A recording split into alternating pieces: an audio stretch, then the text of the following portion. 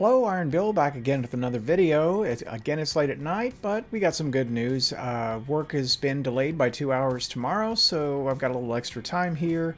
And so I'm going to open with my sponsorship, even though it's a little bit late at night. Diet Coke, a taste of an older generation. Okay, so I did my second Harbinger mission tonight. Did it with the hunter. I gotta tell you, it wasn't much fun at all. And you know, some days you're on and some days you're not. And boy, I was not on tonight. It wasn't even the last fight that gave me such a hard time. It was the second big fight. I just kept pushing my luck. And the hunter is squishy. You got to remember that. And I was using Void so I could do the invisible dodge, and I don't know, I want to muscle it out like I was a tanky titan or something, and boy, I just kept paying the price for it. So by this much every time. You do see that I have, this is gameplay right now, and I have the ship, and if I look, there it is in all its beauty. I did throw a shader on it. I thought Desert of Gold looked kind of nice, although this is the way it normally looks. I didn't like the way that looked in space, so I'm thinking about going this way. That's a little dark, though. Way too dark. Way too light. Way too red. Way too gold. Let's give it a second here. It's actually a pretty ship, and I will say that I like the trend that Bungie has going right now towards making ships that actually look like spacecraft. I'm enjoying that a lot more. Ooh, those are some really garish looking schemes there. Now, I kind of like that matte finish, but it won't look very distinctive in space. That gold-plated might... See, I just don't want to look like everyone else's. That, I kind of like that iron moss bone. I like that comp. You know what? I'm going to go with that.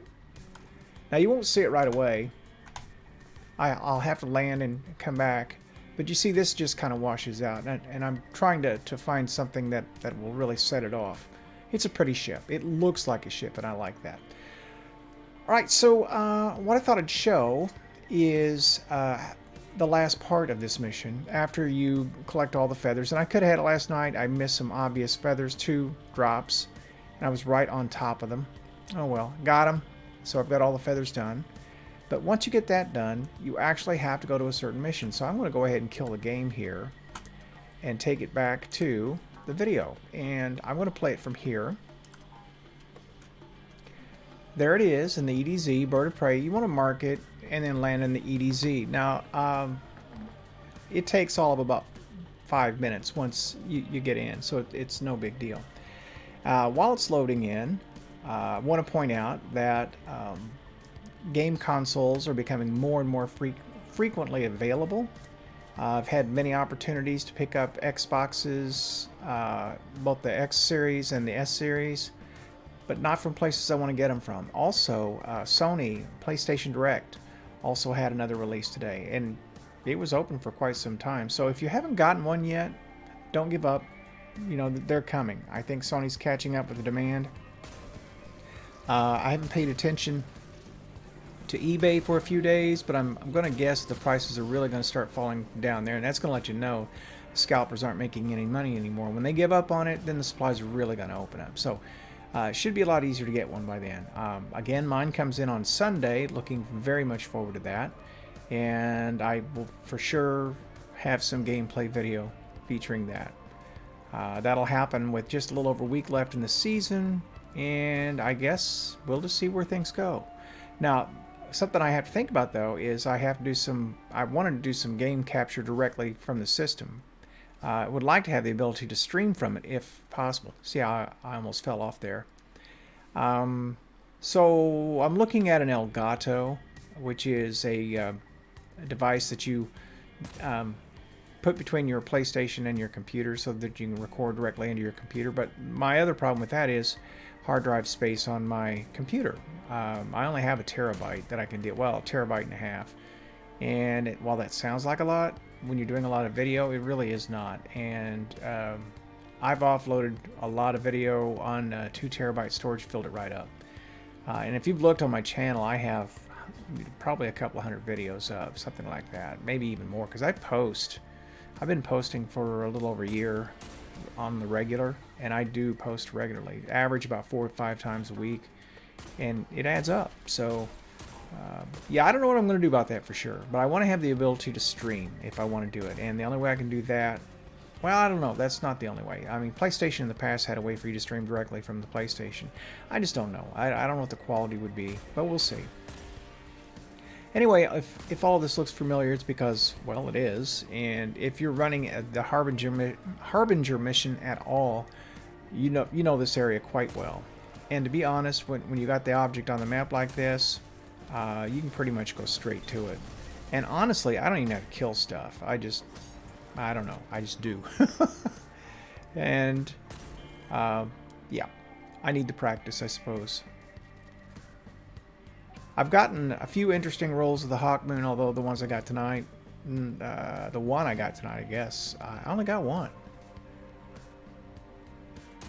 Which is interesting. I thought you got 2 every time, but I guess that may not be true. Maybe 2 on the first one you get the week. I don't know how they're doing it. Anyway, I only got 1. And it was just an okay roll. It had rangefinder, but it didn't have much else going for it. And I think I've actually got a better rangefinder roll on another one. So I have the Titan left to do, and then yeah, I won't be messing with that again until next week. And I'll be honest, I don't have a lot of fun in that mission. Not as a hunter anyway. Warlock wasn't bad, Titan wasn't bad, but Hunter was on this week. Last week wasn't bad. This week was nightmarish. I say that, and if you want to see somebody do this really quickly, the Harbinger mission, look up Esoteric. I mean, the guy's a PvE god, and he did the whole mission from beginning to end in 10 minutes. 10 minutes. When I tell you that I'm not a god tier player, I'm not joking at all. That guy is. He is something else. And he's not a cheater, man. You see him do it, and you can understand how he does it. He's just, I don't know, his reflexes, his timing, his knowledge of the spawns. He's just something else. Alright, so once we're done communing here, that door will open, and then we'll be right inside. We can come on up here, cut to the right, and there you are. Now, it doesn't really say anything at first, and you think, well, what do I do?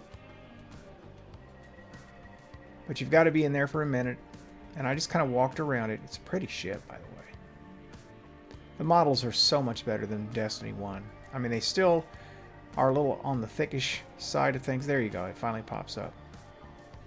But their curves on their 3D modeling are starting to get a little bit more refined. Not so slab-like.